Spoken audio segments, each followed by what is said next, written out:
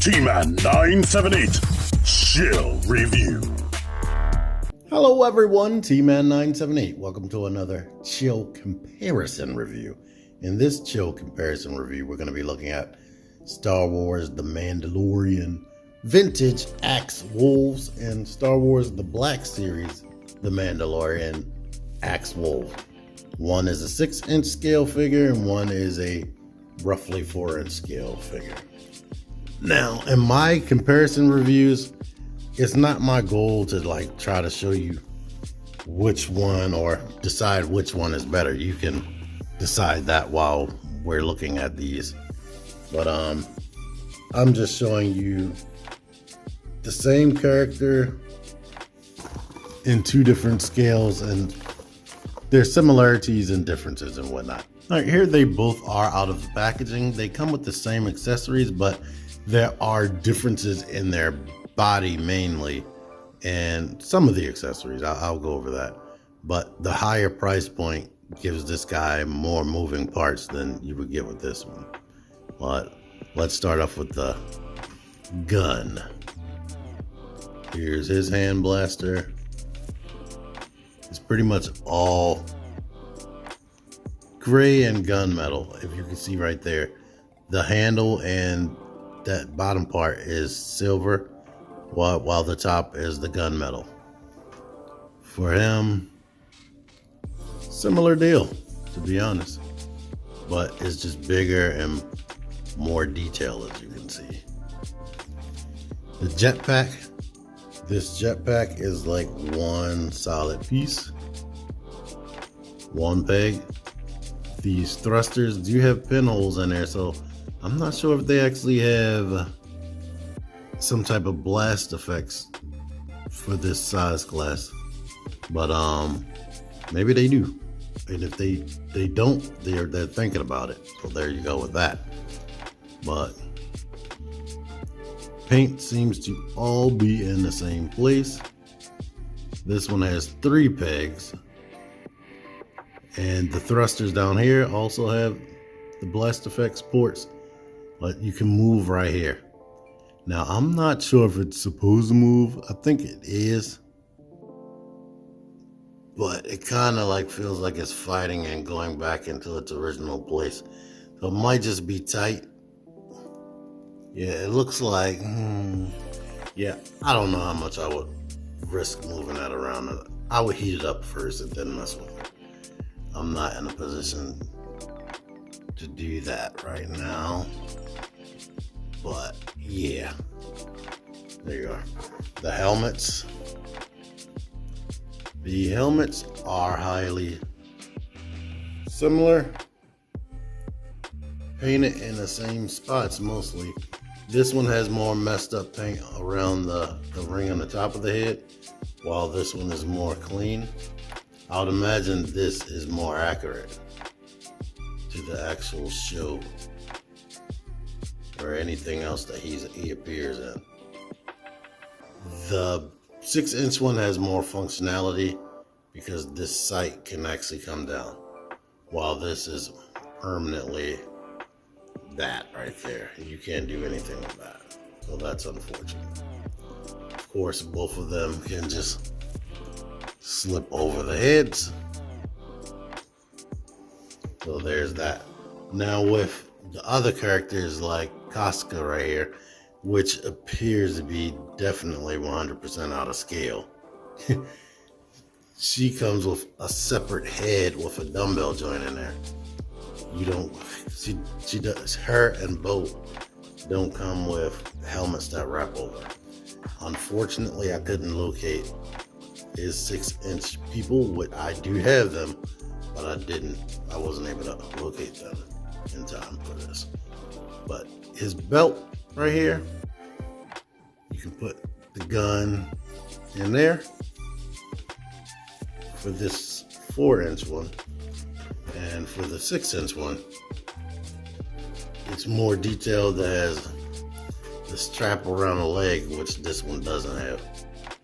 Strap going around the legs, and while we have it zoomed in, you have this extra armor right there. It looks nicely sculpted and looks like real leather, but it's a separate piece, and underneath it does look similar to that. But this is an added bonus. And yeah, these I kind of hate. It's pegged in. I try to force the gun. Like, I can't do it apparently. I don't like pulling those out the peg holes because they never want to go back in, but there you are. This gun is actually a little bit more secure. Not like they're gonna fall out or anything anyway, but yeah. Backpack on. You have the 3 spots. Now this armor right here is a pliable piece. It's an overlay, I'm guessing, so they can use this body that's underneath of there for other characters. This is definitely just a solid molded chunk that I'm pretty sure they'll use this solid molded chunk for different characters. But here they both are armed up. And here he is with the visor down, or the sight. But you know what, let's get into their faces. Like I said, they're definitely getting better with the digital face print. The fact that they can do this at this scale definitely makes these smaller figures a viable option for kind of a high-end 4-inch or 3 3/4 inch action figures. That's like really good. Like here, the main difference is the beard is more detailed, and he has like scarring over the eye, which he doesn't have on the smaller figure. And of course, there's just more detail in general. And looks like, unless that's how his hairline actually is, that's messed up on mine. So there's that. How do they do that? Because this isn't like, yeah, it's weird. It looks perfect, so maybe his hairline really is like that. Not on the smaller figure. But let's go into the articulation. The head is on a dumbbell joint on the smaller figure. So it can rotate mostly, but it doesn't really give you a lot of up or a lot of down. With this guy, his head is on a dumbbell, but it also has a ball at the base of the neck. But you get a lot of range, or more range on this guy than you would ever get on the smaller one. I think they made some changes because their main competition is SH Figure Arts and Mafex. But the thing about them is Hasbro can get their figures out there really quickly, and where Mafex will take like probably years to get to this character. But we got that. The shoulders, this armor right there is molded in.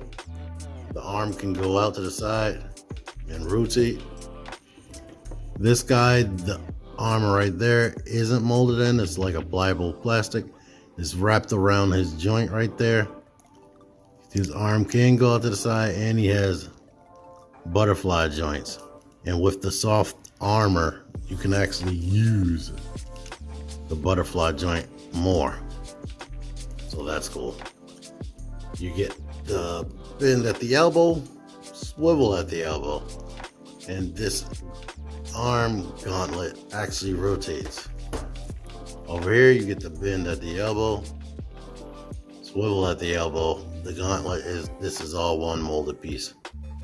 This hand goes down and up. This one goes, down and up. They didn't make it go in and out. This hand, you see it goes down and up and rotates. And this one goes in and out. They usually try to have one hand different for cupping the weapon. So as you can see, this one is definitely a trigger finger, and this is shaped differently. Now, because of the way this is all shaped, it's mostly sticking to the pliable armor and not his actual back. So if you have to definitely line it up if you want that to stay in right. Torso articulation, you get a ball at the top of the torso, whatever. So you can rock side to side, rotate, go down. But he actually has a waist swivel right here, so you can rotate in the waist. This one has the ball at the top. Let me move this to get the full range. You can come forward, side tilts and whatnot, and side tilt rotate.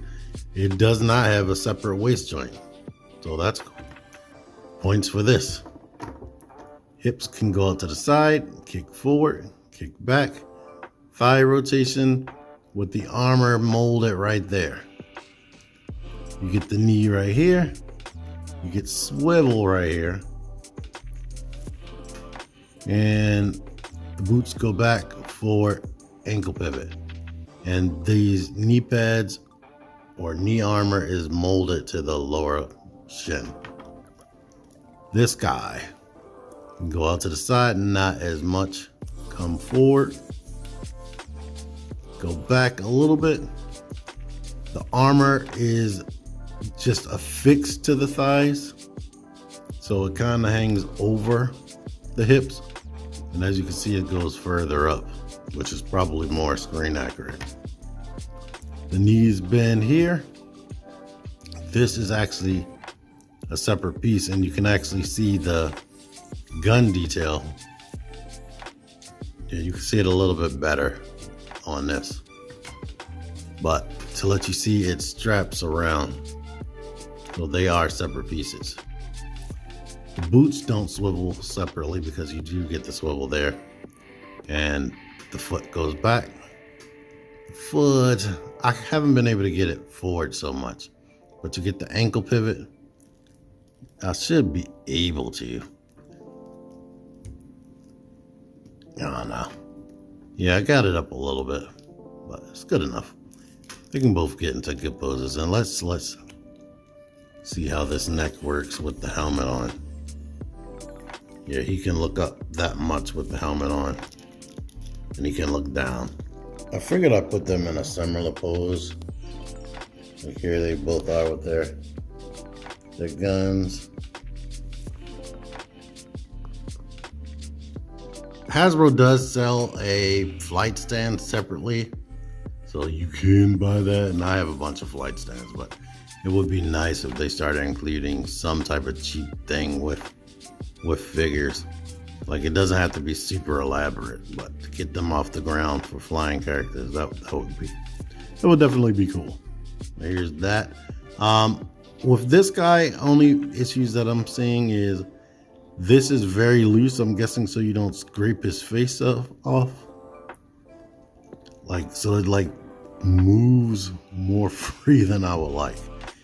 And the backpack does not stay on there that secure.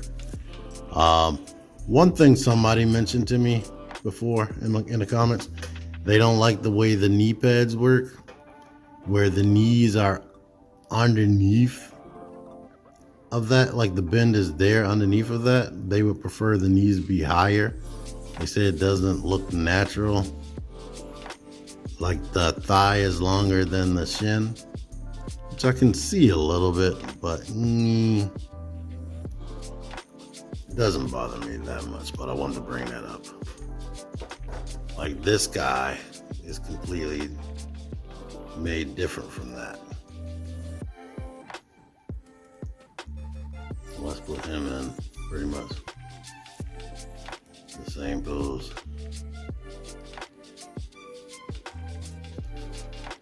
So they're both good. This guy is definitely good for the price point and the size.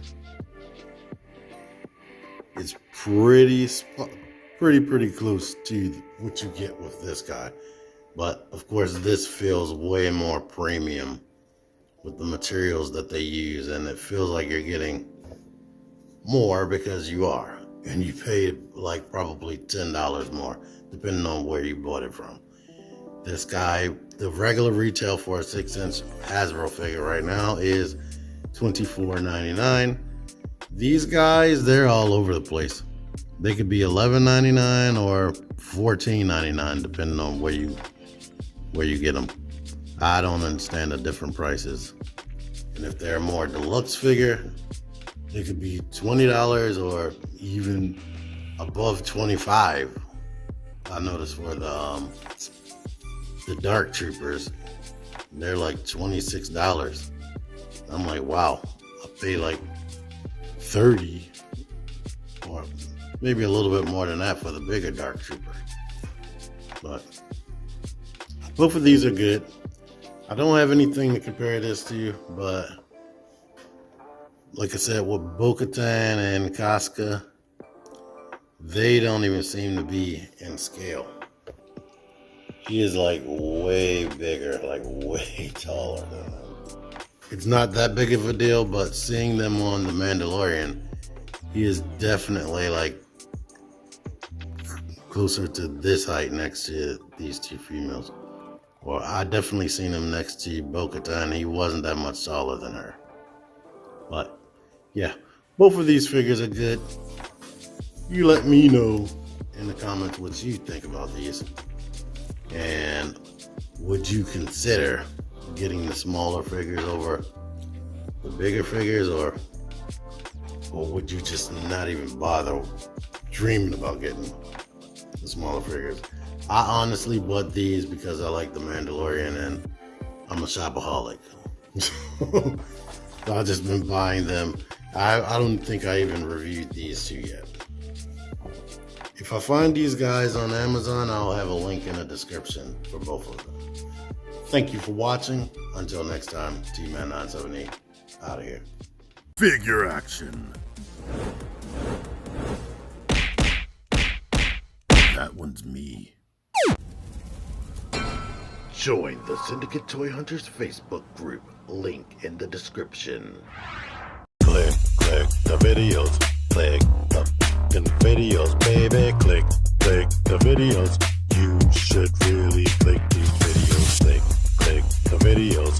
Click the videos, baby. Click the videos. You really should